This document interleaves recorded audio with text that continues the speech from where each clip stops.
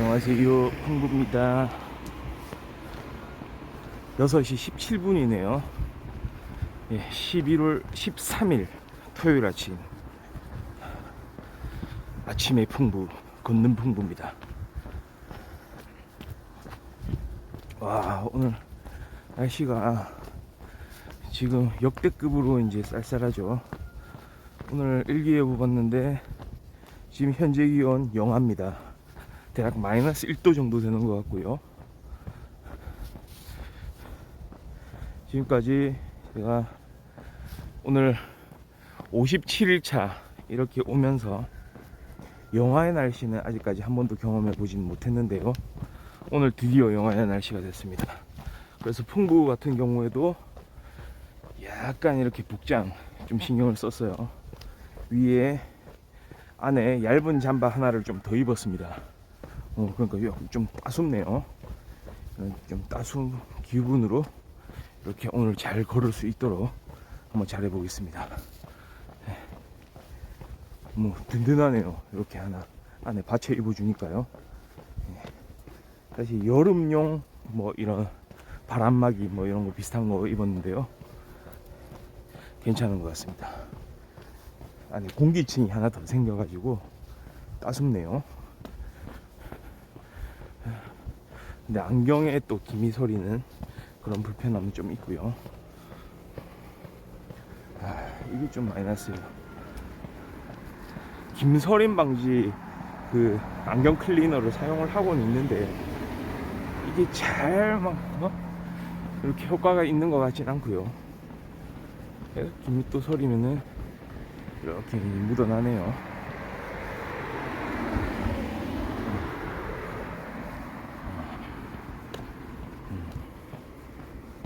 오늘도 살짝 안개 낀 날씨고요. 생각보다 근데 바람이 많이 불지가 않아 가지고 기온은 좀 낮지만 체감 기온은 또 그렇게 낮지는 않아 보여요. 체감 기온은 한 요 정도면 영상 아닐까요? 바람이 거의 없어요. 잔잔하거든요. 말하자면 뭐다 걷기 좋은 날씨다, 그렇게 말씀드릴 수가 있습니다. 네. 대신에 시야는 조금 가리는 부분이 있다, 그렇다.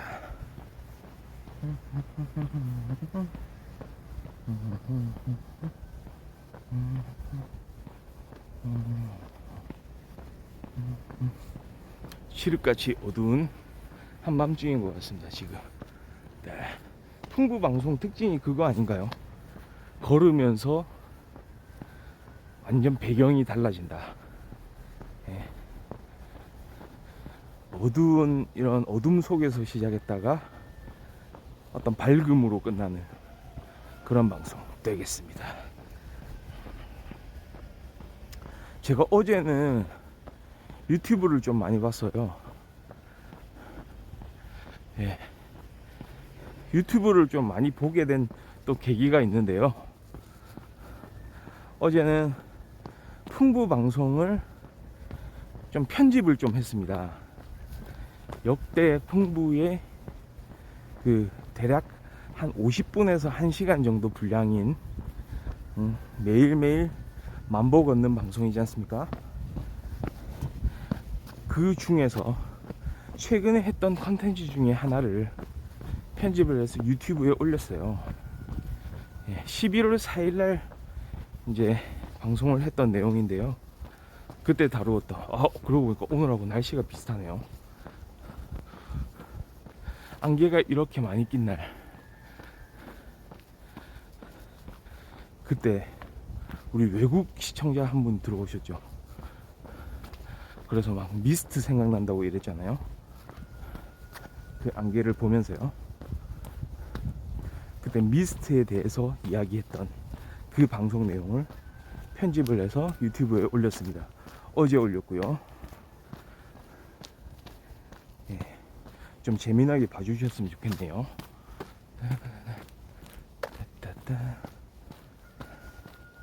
이거 이동 살짝 이렇게 해주고, 네. 미선인 걸 이렇게 알려주고 이거 다시 끄고.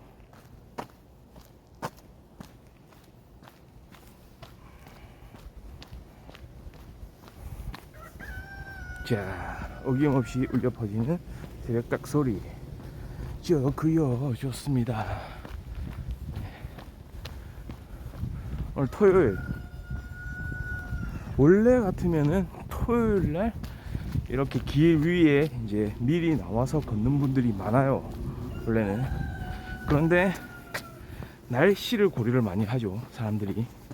오늘 추운 날씨다, 이런 보도가 있었기 때문에 좀 생각보다 이렇게 밖에 나와서 걷고 있는 사람은 없습니다. 네, 그렇고요. 아, 이제 발견했네요. 한 분 걸어가시네요. 네.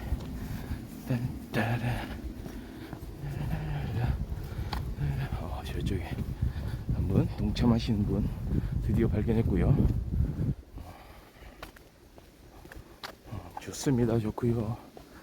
자, 오르막 시작되는데 또 살짝 또 이쪽으로 오니까 찬바람이 살짝 불어제끼네요. 네. 그러나 이런 땀 흘리는 나무꾼의 땀을 식혀주는 선선한 바람 정도 되겠고요. 풍부 일종의 나무꾼 아니겠습니까?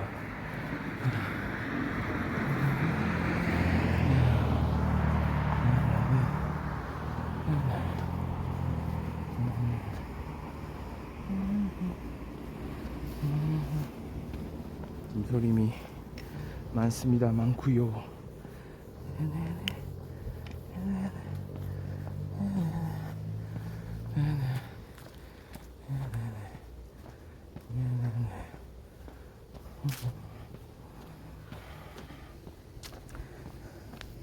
그래서 어제 계속 풍부 방송 컨텐츠 영상들을 편집을 하면서 어제 유튜브를 그냥 틀어놓은 거죠, 말하자면.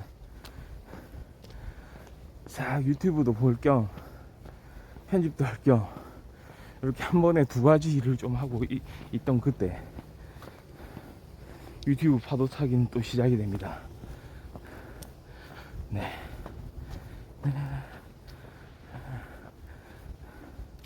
딱 그 채널을 그렇게 돌려보고 있던 중에 막 요즘에 뭐 그런 게 있더라고요.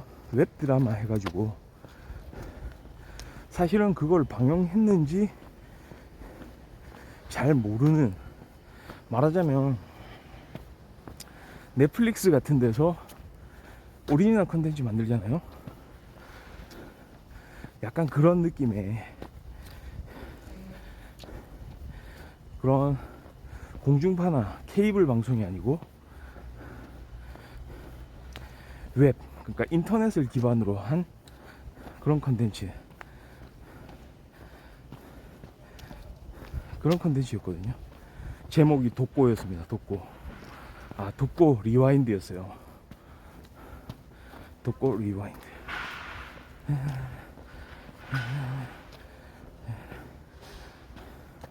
독고 리와인드를 보게 되는데요.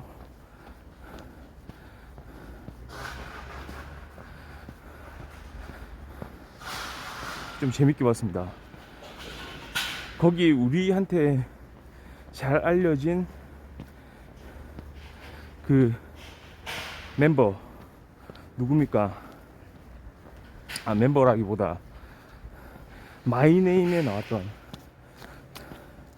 우리 주인공 한소희 배우의 상대역 안보현 배우 나왔고요. 그 다음에 우리 극중에 이제 좀 피해자로 이렇게 그려지는 인물 또 하나 있거든요.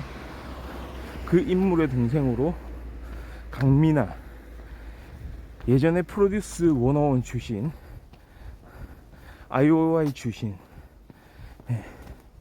그 걸그룹 멤버 강민아 배우도 또 나왔고요.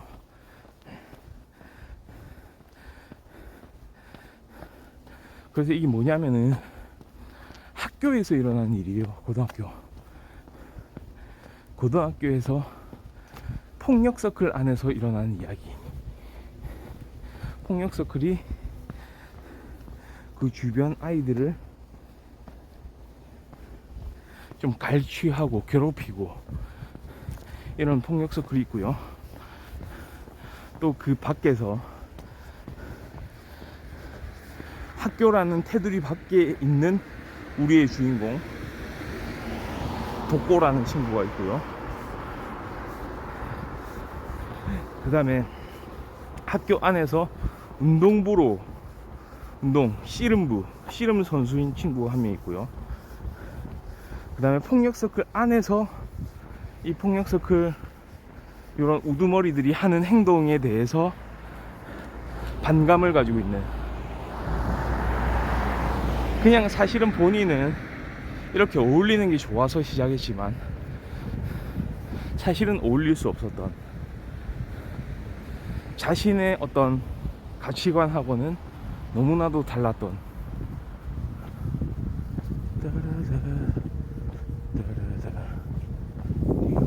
뛰어가고요. 아따 좋다.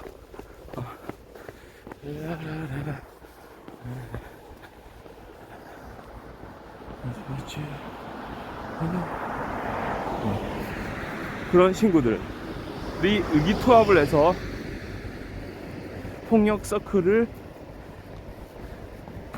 대해서 복수를 하고, 이 친구들이 결국은 문을 닫도록 만드는 그런 노력을 보이는 그런 드라마고요.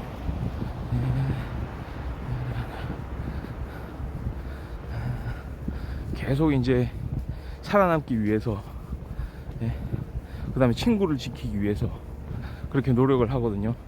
그런데 좀 반전들이 있어요. 그거를 성공했는지는 잘 몰라요. 또 그러니까 역사는 또 되풀이 된다는 말이 있고요. 약간 그런 거를 다뤘던 것 같습니다. 좀 재미나게 봤어요. 물론 뭐 편집본을 보긴 했는데요. 그런 드라마 하나 봤고요. 그러니까 편집 중에 제가 이제 유튜브 방송 편집을 하면서 살짝 그게 이제 저절로 넘어가졌어요.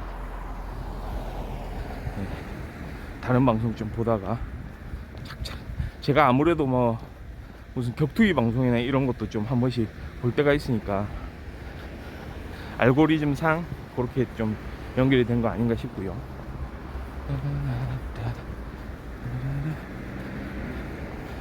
그 다음에 특별히 많이 보게 된 컨텐츠, 갑자기 난데없이, 그것도 좀 알고리즘이겠죠. 제가 좋아하는 또 영화나 드라마들이 있으니까요. 제가 걷기를 시작하면서 초창기에 언급을 한 드라마가 있습니다. 우리 뭐 인생 드라마, 뭐 역대급 드라마 이런 얘기 많이 하잖아요. 당신의 인생 드라마는 무엇입니까? 막 했을 때 좀 그 중에서 많이 이렇게 꼽아지는, 선택되는 드라마가 몇 개 있죠. 떠오르는 게요. 아주 좀 드라마 경력이 오래되신 분들은 옛날부터 거슬러 올라오기도 합니다. 뭐 여명의 눈동자도 있고요. 그 다음에 모래시계 뭐 이런 드라마 있죠. 그 다음에 시트콤을 좋아하는 사람들은 뭐 웬만해선 그들을 막을 수 없다 뭐 이런 거 또 꼽기도 하고요. 그 다음 거침없이 하이킥 시리즈도 좋죠. 그런 것도 있고, 그 다음에 2000년대 들어와가지고 초창기 드라마 중에서 양대산맥 좀 있어요. 2000년대 초반에. 물론 대장금 뭐 이런 또 전 세계적으로 또 유명한 그런 드라마도 있지만, 피아노라는 드라마 있었죠. SBS에서 방영했던 거. 조재현, 김하늘, 또 누굽니까? 조인성, 고수, 이런 배우들 출연했던 거.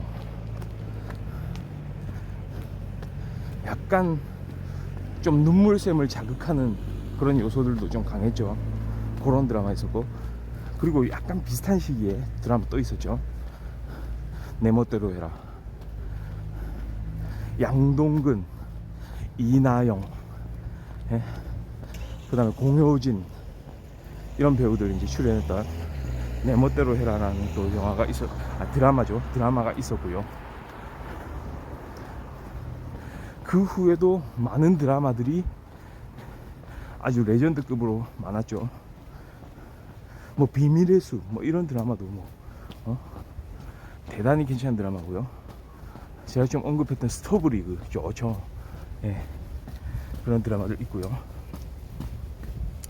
근데 지금 말씀드리는 드라마, 예전에도 언급했습니다. 2000 몇 년도인가요? 약 2018년? 예, 그쯤에 만들어진 TVN에서 만든 드라마 같아요.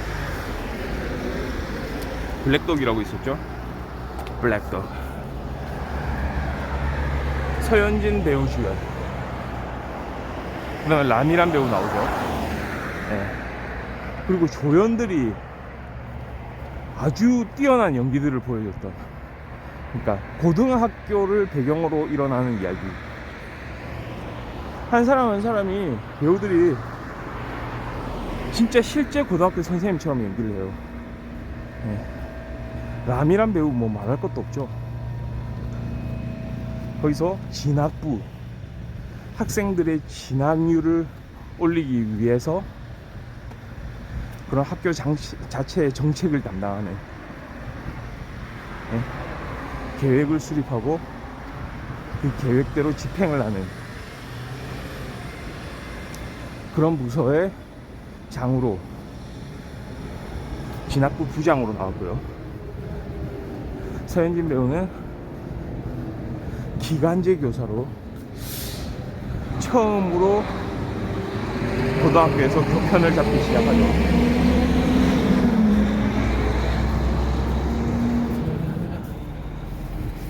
실제 블랙독은 그 당시에 라이브로도 봤었죠. 실시간으로도 이렇게 제가 딱 본방사수 하려고 막 노력을 많이 했던 드라마기도 한데요. 이렇게 시간이 좀 몇 년 흐르고 다시 이렇게 돌아보게 되니까 또 이 드라마에 보는 맛이 굉장하더라고요. 네.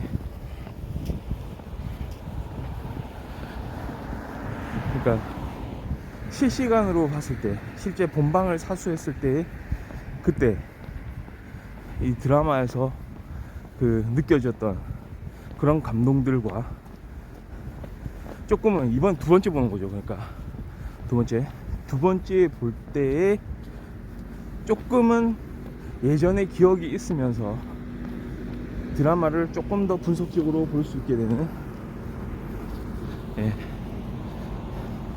그런 요소들.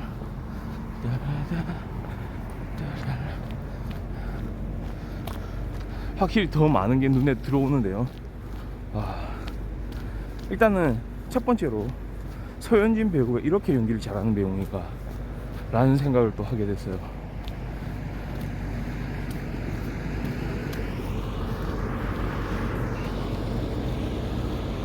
한국이란 나라에서 약 30, 나이 30이 될 때까지 학교 선생님이 되겠다는, 고등학교 선생님이 되겠다는 그런 꿈을 가지고 살아온 청년이 있죠. 예. 여지없이 그 한국의 이런 청년 실업의 현실을 좀 보여주는 그런 장면이기도 하고요. 기간제 교사 모집에 무수히 많은 인원들이 막 지원을 하고 이런 모습을 또 보여주거든요.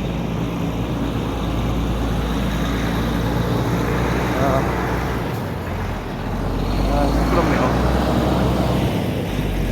빨리 좀 지나갔으면 좋겠는데.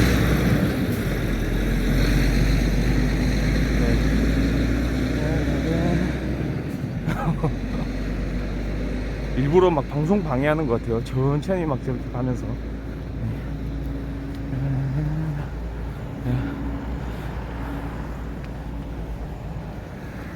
자, 소리가 불편하셨던 분들, 제가 대신 양해의 말씀을 좀 전하면서 다시 좀 방송을 이어가도록 하겠습니다. 예. 그러니까 딱 그 한국의 어떤 그런 청년 일자리 문제부터 이제 시작되는 거예요, 사실은. 그러니까 한 개인으로서 그 극중 고하늘이라는 이름으로 나오는 그 서현진 배우, 이제 사회에 갓 발을 디딘 그런 청년이거든요. 근데 아마도 본인의 경력 이야기 이런 걸 하는데 학원에서 많이 그 일을 좀 했나 봐요. 그런 이야기를 하는 장면들이 나오거든요. 그 기간제 교사로 선발되기 위한, 기간제 교사라는 직업 자체가 좀 열악한 환경에 놓여 있는 거는 맞거든요. 그런 모습들이 그려져요. 그런데 그 기간제 교사마저도 선발되기가 그렇게 쉽지 않은 걸로 그려지거든요. 너무나도 많은 수의 이제 사람들이 그 자리를 위해서 그렇게 노력하는데, 실제로 그 자리에 가게 되더라도 여러 가지 그 어려운 상황들을 이제 겪게 된다는 거죠. 그러니까 그야말로 눈물겹습니다. 서현진 배우 딱 처음에 어떤 그런 시스템을 갖춘 직장에 발을 디디면서 겪게 되는 그런 우여곡절들, 처음에 제도권으로 이렇게 나오면서 그 안에서 겪게 되는 그런 갈등 상황들, 특히 제일 문제는 사람들하고의 관계에 있죠. 그러니까 그런 것들을 너무 잘 건드려요. 제가 봤을 때 거의 완벽에 가까운 그런 구성이고요. 그리고 배우들의 연기가 놀랍습니다. 그 서현진 배우가 중간중간에 고하늘이 겪게 되는 그런 상처들, 그런 게 공감이 참 많이 가거든요. 예를 들면 그런 겁니다. 정말 어떤 사회, 어떤 조직의 차가움 같은 거를 좀 보여주는 장면이 있는데요. 제가 유튜브에서 거의 초기 장면들 위주로 어제는 봤기 때문에 그 안에서 좀 말씀을 드리면, 처음에 기간제로 선발된 교사들이 같이 모여서 이렇게 이야기를 할 기회가 있죠. 그러니까 마치 이제 회사의 신입사원들 모임 비슷한 거예요. 대략 한 10명 정도 되는 그 신입사원들. 그러니까 다들 그 정교사를 꿈꾸면서 그렇게 기간제 교사로 지원을 했고, 이제 시작이라는 마음으로 이렇게 본인의 그런 업무에 임하겠죠. 학생들을 가르치게 될 거고요. 근데 그 출발에서 막 여러 이야기를 나누죠. 그 중에서도 제일 늦깎이로, 제일 마지막으로 들어온 그 고하늘 선생에게는 다른 그 기간제 교사들의 그런 집중적인 관찰이 시작되죠. 그 중에는 뭐 이걸 좀 잘 도와주겠다, 뭐 필요한 거 있으면 이야기를 해라, 내가 다 그거 알려주겠다, 이야기하죠. 그런데 드라마를 많이 본 사람들이라면 눈치를 까야 돼요. 그렇게 먼저 접근해 오는 사람이 뭔가 뒤에선 다른 일을 벌일 수도 있거든요. 물론 아닌 경우도 있고요. 아닌 경우도 있을 수 있고요. 근데 좀 그런 생각들을 해봐야 됩니다. 갈등 구조가 그렇게 시작되거든요. 그래도 우리 나름대로 순수한 마음을 가지고 있는 고하늘 선생은 사람들하고 잘 지내기 위해서 노력합니다. 그런데 그 조직 안에서도 경쟁이 일어나죠. 같은 과목의 선생님들끼리 앞으로 정교사를 한 명만 뽑게 된다는 사실을 알게 됩니다. 그래서 본연의 일만 하는 게 아니고 어떤 정치적인 플레이를 하게 되죠. 그 안에서요. 자신들이 이용하는 사이트에 그런 비리를 폭로하는 듯한 글을 올리기도 하고요. 익명으로요.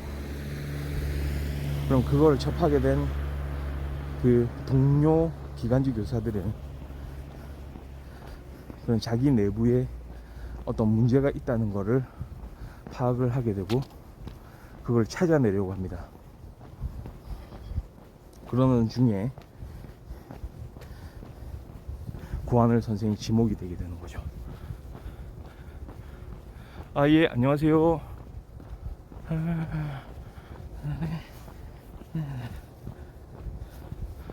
제가 이거 또 시청자분이 들어온 거를 제가 제 이야기를 하느라고 조금 이렇게 놓쳤네요.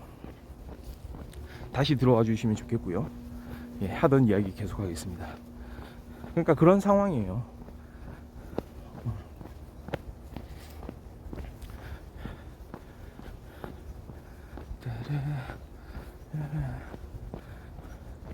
그래서 어떤 계기로 인해서 아마도 여러 가지 막 정치 공작, 음해 이런 것들이 벌어지잖아요. 한 조직 내에서요. 그래서 거기에서 본인이 이제 지목을 받게 되는 거죠. 어떤 비리의 원상지로요. 근데 당연한 일이겠지만 그런 걸 알지도 못했고 생각도 안 해본 고하늘 선생이었습니다. 근데 공격을 받는 거예요. 처음에 잘해주겠다던 그 같은 기간제 교사 동료들은 이제부터 고하늘 선생을 배관시하면서 쳐다보게 돼요.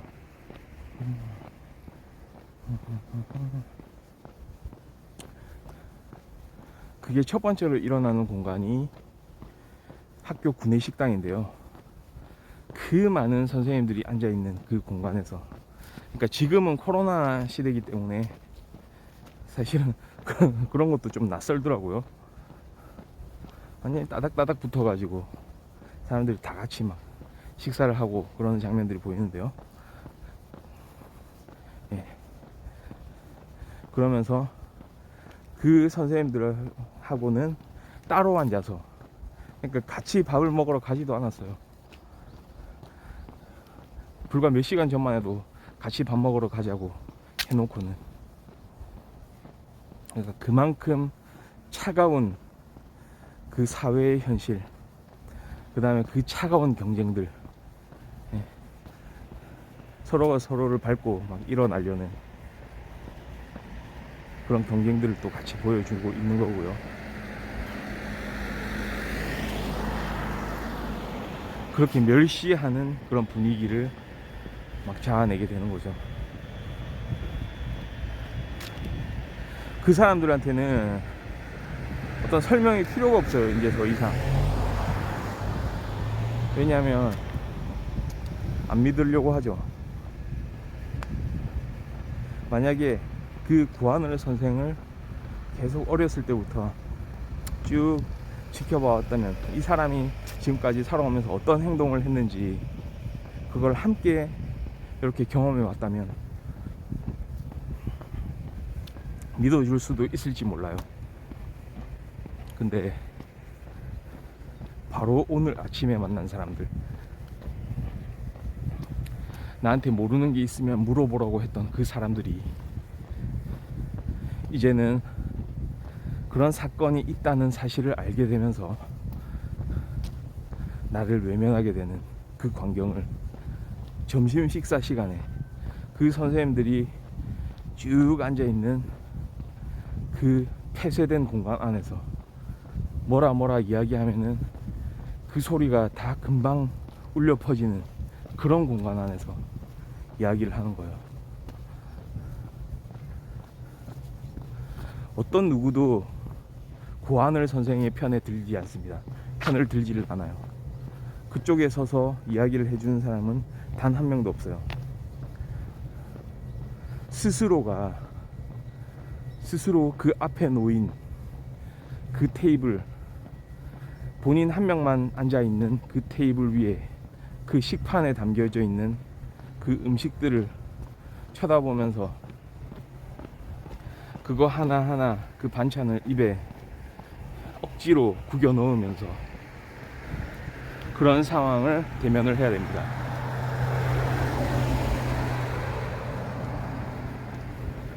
원래는 편안하게 그 같이 일을 시작하는 그 동료들과 함께 수다도 떨면서 재밌게 식사를 하고 싶었지만 이거는 최악의 상황으로 이제 벌어진 거죠. 드라마 장면에서 이런 게 나옵니다. 모든 선생님들이 다 식사를 끝내고 이제 자리를 비웠어요. 깨끗해요. 와글와글 하던 북적북적 하던 그 학교 구내식당 안이 고하늘 선생 딱 혼자만 남아서 이렇게 식사를 하는 장면으로 이어지죠.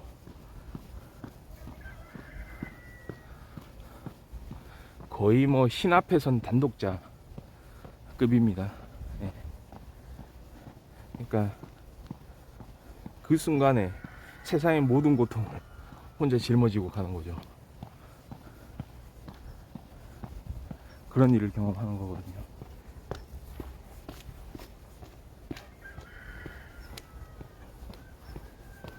여기에서 엎친 데 덮친 격으로 우리의 제작진은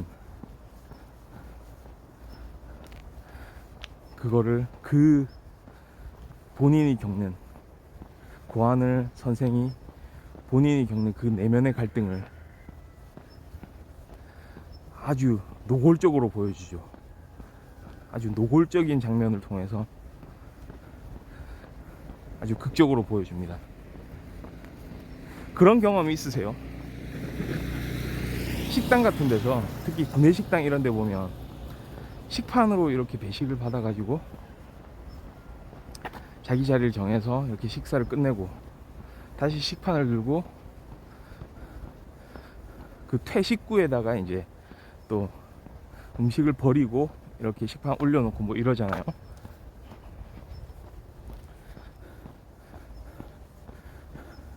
밥을 먹는 듯 마는 둥 했겠죠. 밥이 입으로 들어가는지 코로 들어가는지 모르면서 그래도 오후 일을 또 해야 되니 꾸역꾸역 먹었겠죠. 예. 그러니까 그게 좀 슬픈 거예요. 옛날 같았으면 그냥 집에서 또는 학생 때 본인이 무슨 일이 있다, 짜증나는 일이 있다, 화가 나는 일이 있다, 너무나도 신경 쓰이는 일이 있다, 뭐 집안 일이건 학교 일이건 뭐 친구와의 일이건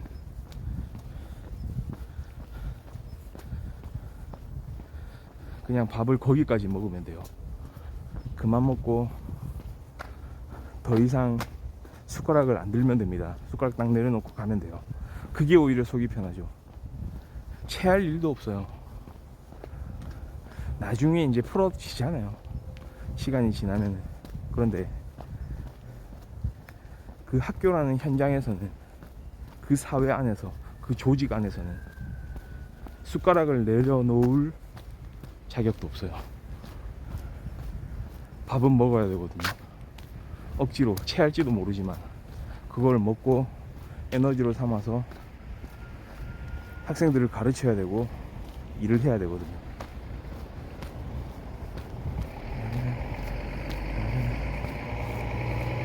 그리고 일어나서 그 식판을 다시 돌려주러 가면서 다리에 힘이 풀려서였던지 아니면은 앞을 잘 볼 수가 없게 돼서 그랬던 건지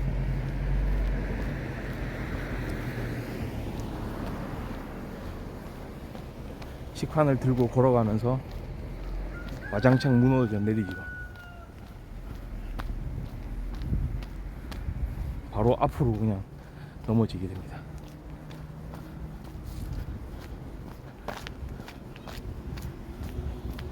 그러니까 극적인 장면 연출이에요. 아, 이 사람이 얼마나 마음속으로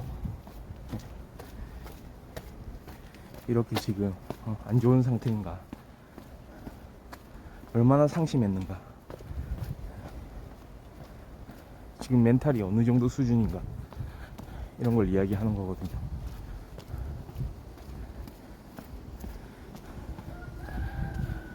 반찬이 많이 그냥 거기에 이제 흘러져 가지고 막 난장판이 돼버리죠. 아마 일어날 힘도 없었을 거예요.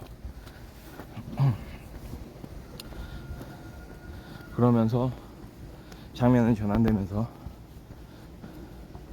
아픈 다리로 복도를 이렇게 지나오는 고하늘 선생의 그 모습이 비춰지면서 냉엄한 현실 속으로 다시 들어가는 장면으로 포착이 됩니다.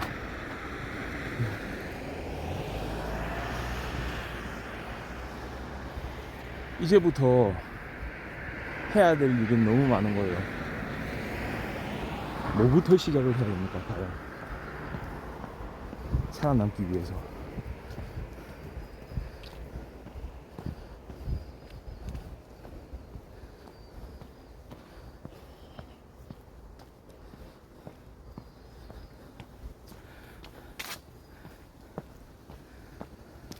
그러니까 그렇습니다. 결국은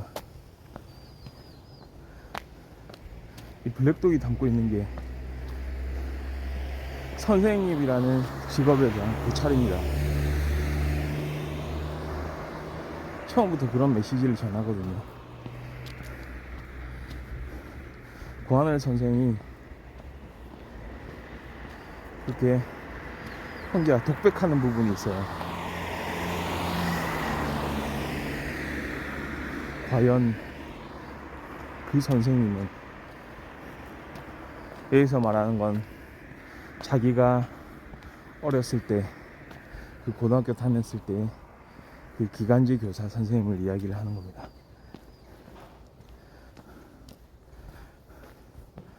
과연 그 선생님을 무엇 때문에, 무엇으로 나한테 이렇게 할 수가 있었을까? 그게 결정적이었던 것 같아요. 교사가 되게 된 계기.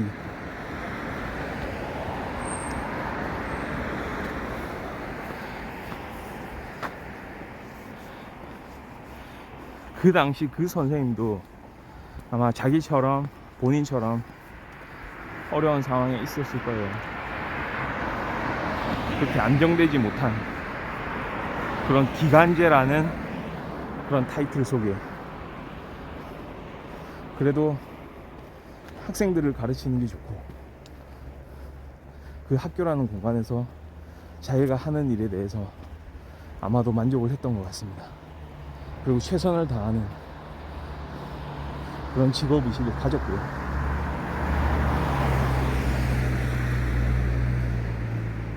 그런데 그런 사람들한테 좋은 일만 생기지는 않았거든요. 그래서 이야기하는 거죠. 무엇이 나에게 그렇게 할 수 있도록 했을까? 그런 이야기합니다. 그래서 앞으로의 고하늘 선생의 그런 삶이 말이죠, 앞으로의 그런 인생의 경로는 말이죠, 그 질문에 대한 답을 찾기 위해 답을 찾아보는 그 여러 가지 방법을 써보면서 답을 찾을 수 있도록 이렇게 살아가게 되는 거죠.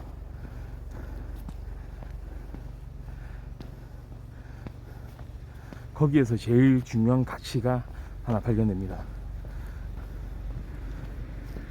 바로 기관적 묘사로서 시작하면서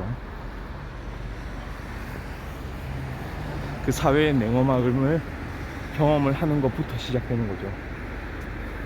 인내입니다. 인내라는 가치예요, 여러분.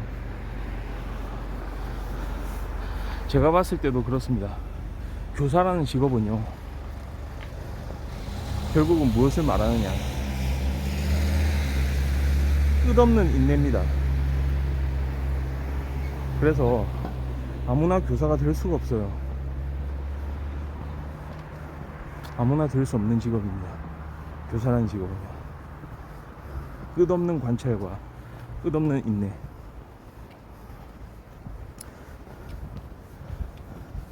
학교에서 일어나는 일 중에 여러 가지 사건 사고들, 안 좋은 일들 많이 경험하잖아요.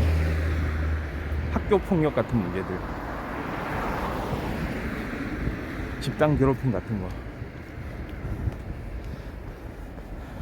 끝없는 관찰과 끝없는 인내가 부족했기 때문은 아닐까요? 여왕의 교실 같은 드라마를 봐도요, 원래 일본 드라마가 원작이죠. 거기 고현정 배우 출연했던 우리 여왕의 교실, 거기서도 끝없는 인내가 그려집니다. 선생님이에요. 제가 여기서 말하는 그 인내라는 건 학생들에 대한 겁니다. 절대 포기하지 않고 한 명의 학생이라도 나고자 발생하게 안 하고,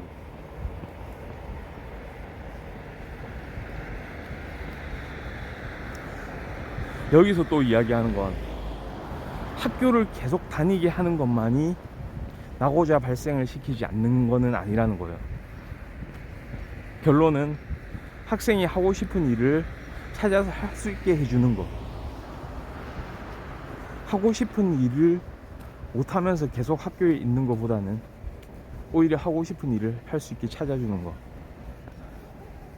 까지 포함하는 개념이고요. 많은 인내가 필요합니다. 그 다양한 학생들 속에서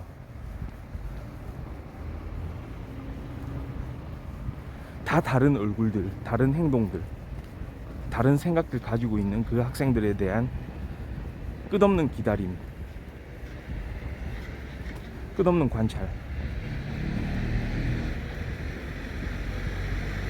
저는 그 서현진 배우, 그러니까 극 중에서 고하늘 선생이 끝없이 되묻는 그 질문에 대한 대답의 하나로, 한 가지로, 그것은 아마도 그 선생님을 그렇게 만들 수 있었던 건 끝없는 인내가 아니었을까, 학생을 향한.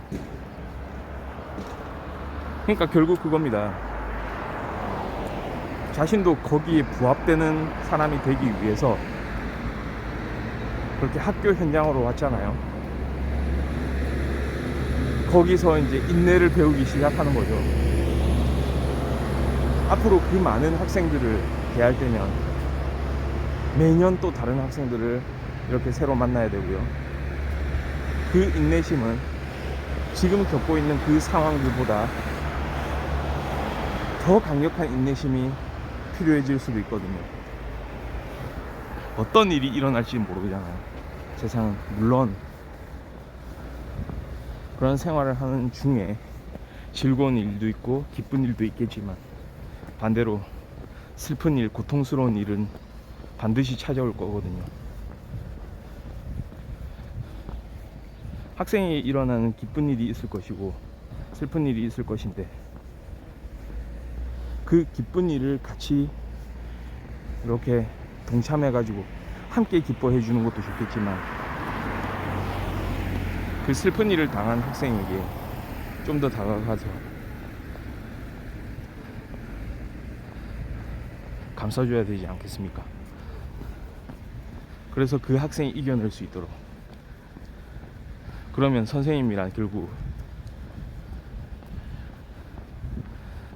내 스스로는 당연히 일어나야 되고요, 학생들을 일으켜 세워줘야 되는 존재가 되는 거죠. 그렇기 때문에 아무나 못합니다. 아무나 해서도 안 된다고 생각합니다. 근데 아무나 하죠.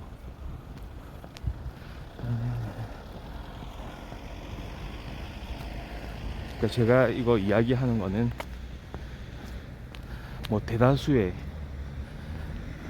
그 좋은 선생님들, 그 맡은 바 본인의 그런 책임을 다하는 선생님들을 이야기를 하는 게 아니고, 그냥 정해져 있는 체계를 밟으면은 취득하게 되는 그런 교사의 자격에 대해서 이야기를 하는 겁니다. 저는 진짜 교사란 그런 끝없는 인내심을 가지고 학생들을 그렇게 지켜보면서 이겨낼 수 있는 힘을 이렇게 불어넣어주는 그런 사람이 좀 진정한 교사라고 생각하기 때문에요. 단순히 일반 회사원들처럼 직업으로서의 교사란 있을 수 없다고 생각합니다.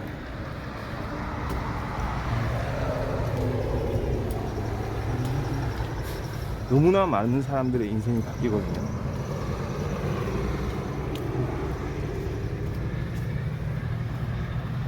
완전히 신자유주의적인 관점에서 또 교육을 바라보면 결국은 교사는 뭐 길을 이렇게 보여주는 방향을 제시할 뿐이지, 결국은 학생들이 알아서 하는 게 아니냐 라고 생각할 수도 있어요. 근데 문제는 어린 학생들이거든요.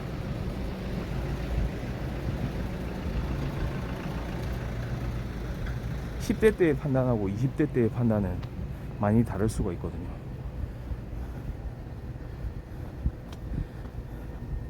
그러니 그 방향만 제시할 것이 아니고 함께 길을 같이 가줘야죠. 그러려면 어떻게 해야 되겠습니까? 끝없는 인내가 또 필요할 거 아니에요.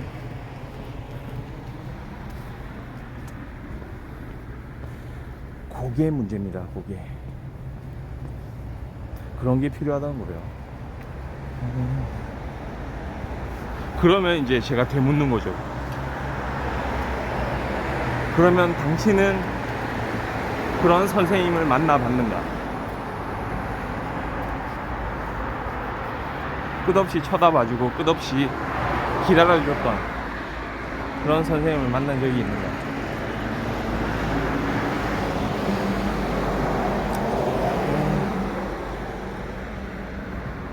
있었으면 참 좋았겠다 라는 말로 대답을 대신하고 싶습니다.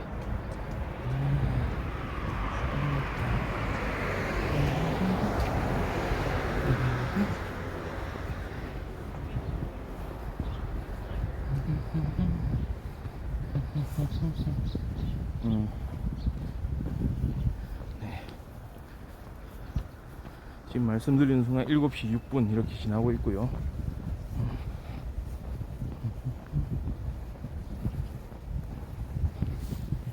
이렇게 안개 낀 날씨, 안개가 자욱하죠.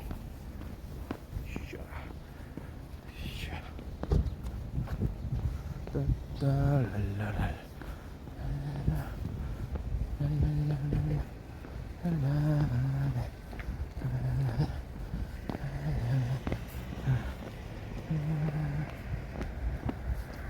참 그 또 블랙독을 보면 좀 그런 것도 보여요.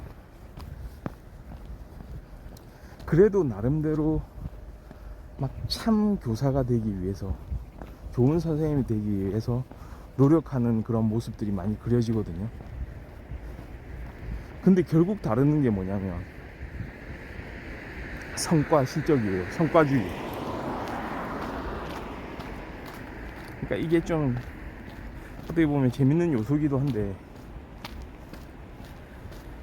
대학 진학률을 진짜 너무나도 중요하게 이렇게 바라보죠.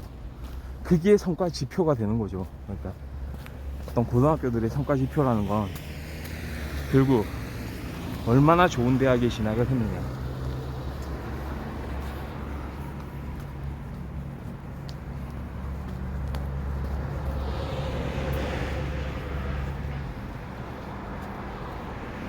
그래서 엘빈 토플러가 그런 말을 했다고 하잖아요. 여전히 우리의 교육은 19세기에 머물러 있다.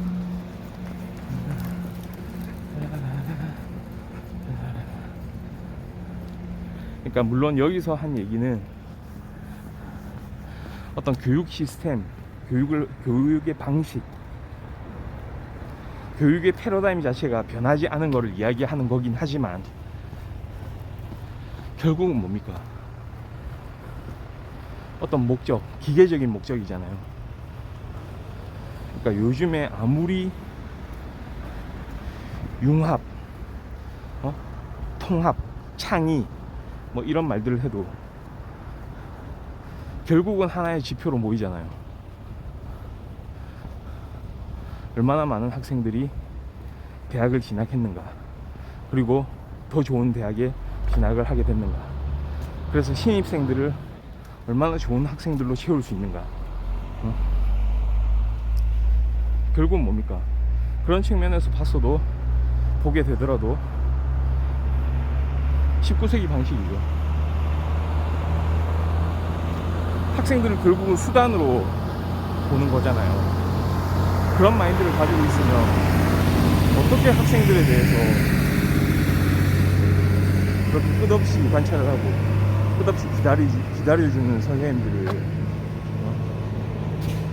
이렇게 양성해낼 수가 있겠어요. 그러니까 그런 모습들이 또 보여지거든요.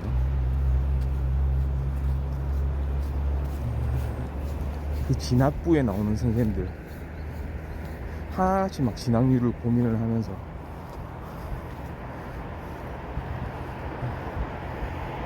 뭐 학생부 종합전형, 생활기록부 어떻게 작성을 해야지 학생들의 진학률을 높이는 데 도움이 될 것인가.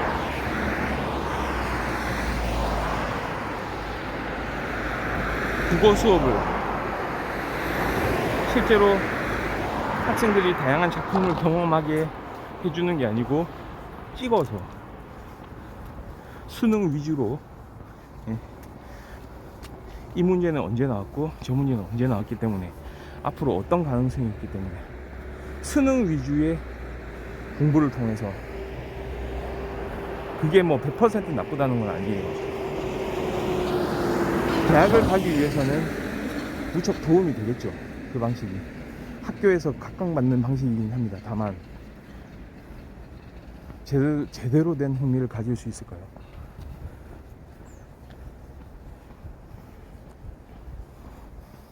정말로 학생이 그 작품에 대해서 그렇게 생각할 수 있는 기회를 줄 수 있게 되는 걸까요?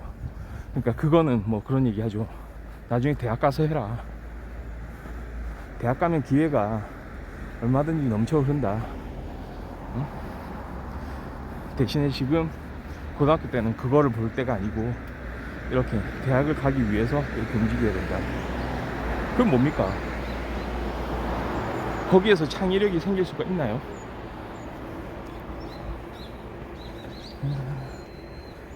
그런 새로운 사고를 할 수 있게 만들어주는 그런 교육 방식인가요? 그건 아니잖아요. 그러니까 그거는 은근히 은연중에 비판을 해요. 드라마에서. 우리가 그런 한국에서 교육을 경험했던 사람들이라면 그런 것까지 이제 생각할 수 있게 되는 거죠.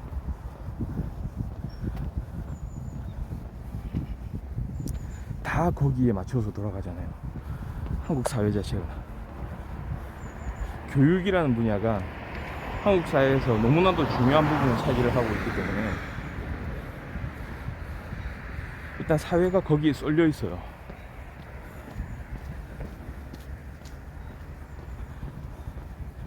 가르치는 사람이나 그 배우는 사람이나 또는 그 배우는 사람들을 보호해야 되는 사람이나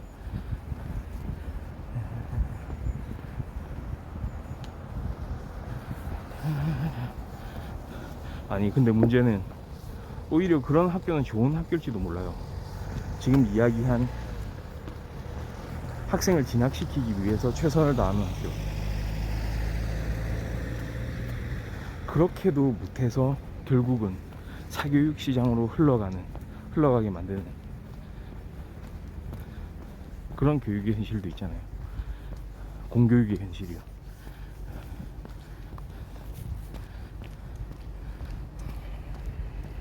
그런 게 생각나네요.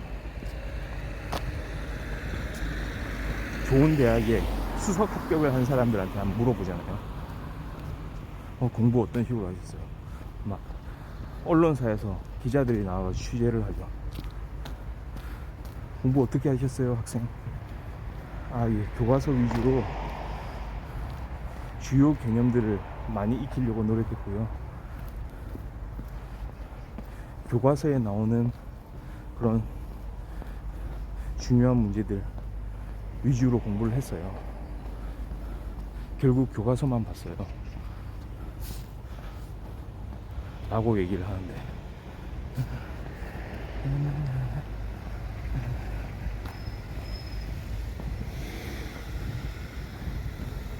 그게 역설적으로 무엇을 이야기를 하느냐, 아주 그냥 형식적인 교육의 현실을 이야기를 하는 거예요.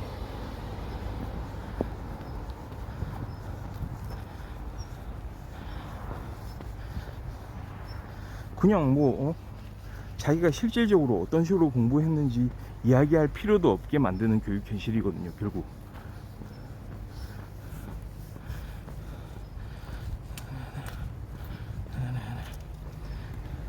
아니 이런 거잖아요. 사실은 내가 수석을 했다. 사실은 나는 학원을 많이 다녔거나 예를 들어서 과외도 많이 했다. 당연하죠. 이런 학생들이 더 좋은 점수를 받을 가능성이 높죠. 그럼 그랬을 때 딱 언론사에서 인터뷰가 들어와요. 어떻게 공부하셨어요? 교과서 위주로 그렇게 선생님이 해주시는 말씀 듣고 그렇게 했습니다. 라는 천편일률적인 대답을 하는 거는 사실은 그 공교육이 발전할 기회를 잃는 거예요. 거꾸로. 사실은 그렇게 말해야죠. 나는 그냥 학교 공부로만은, 교과서 위주의 공부로만은 이게 잘 문제를 풀 자신이 없어서 학원도 많이 다녔고요. 과외도 많이 받았습니다. 그렇게 여러 가지 방면으로 이렇게 나한테 신경을 써주신 부모님께 감사드립니다. 이게 정상 아니에요? 그러면 이제 사람들이 깨닫기 시작할 거 아니에요. 공교육만으로는 힘들게 돼 있네. 좀 바꿔봐야 되겠네. 진짜로 공교육만으로 교과서만 보고 이렇게 공부해서 성장할 수 있도록 학생들을 만들어줘야 되겠네. 조금이라도 개선을 할 거 아니에요. 아니 그냥 교과서만 보고 이걸 잘했다고 하면 개선할 게 없다는 소리가 되는 거잖아요. 다 그렇게 시키죠. 결국은 직접적으로 그 학생한테 그런 이야기를 하라고 시키진 않았다고 보더라도 은연중에 그렇게 얘기하도록 강요를 받은 거죠. 그러니까 이 이야기는 지금 학교에서 일어나는 현실들은 입에 담아서는 안 된다. 옛날부터 그냥 그랬던 거예요.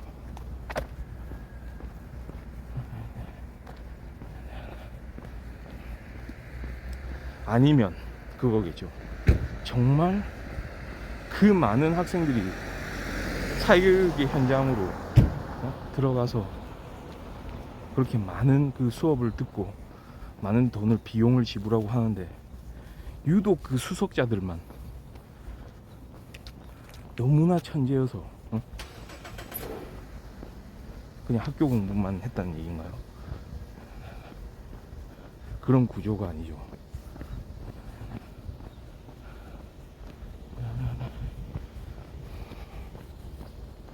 그런 이야기입니다.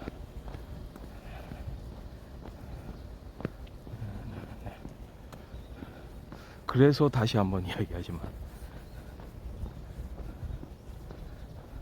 아무나 선생님이 될 수는 없거든요.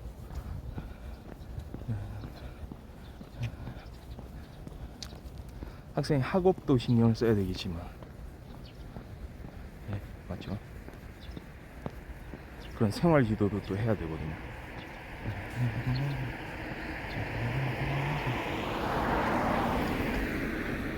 그렇습니다. 지금 7시 18분 지나고 있고요. 걸은 지 1시간 정도 넘었네요. 봅시다. 자, 걸음수로는 지금 8,000보.